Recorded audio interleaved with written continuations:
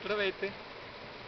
Знаете ли, че някои астрономични явления се случват веднъж в живота, а в някои случаи веднъж на няколко стотин години? Спомням си, че преди време бях чел за Халеевата комета и от това, което четох, се казваше, че Халеевата комета преминава до Земята и може да се наблюдава веднъж на 400 години, веднъж на 200 години. Нещо подобно беше, т.е. не по всяко време може да се наблюдават някои специални астрономични явления.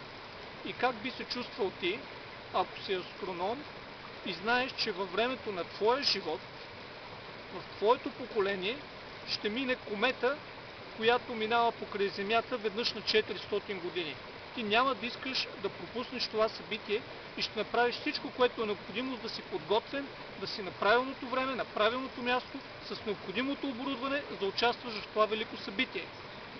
По същия начин, преди години, когато имаше пълно слънчево затъмнение, беше съобщено, че най-доброто място, от което може да се види пълното слънчево затъмнение, беше някъде в Индия или в Мадагаскар, не си спомням точно къде беше, но фактът беше, че астрономи, физици, учени от целия свят се бяха събрали на това място. Значи те са планирали, купили са самолетни билети, взели са специални ваканции или специално назначение от работното си място, за да бъдат там и да могат да снимат и да участват и да наблюдават това явление.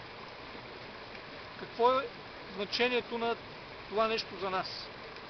Ние трябва да знаем, че живота, който живеем на тая земя, го живеем един път, не го живеем два пъти.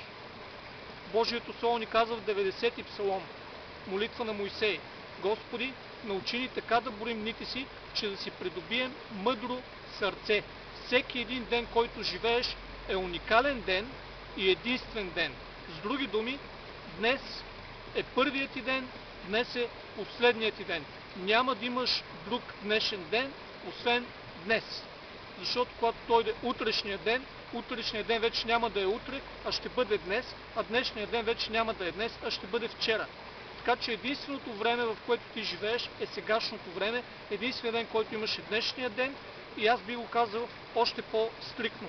Единственият час, който ти имаш, е сегашния час.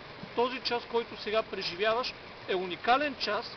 Този час е часа на преминаването на Халеевата комета, този час е часа на пълното слънчево затъмнение и си заслужава да го живееш, като че ли ти е последния, уникалния, единствения. Този час няма да се повтори, така че приеми най-доброто от Бога в този час, дай най-доброто на Бога в този час, оползотвори и изкупи благовремието, което Бог ти дава в този час.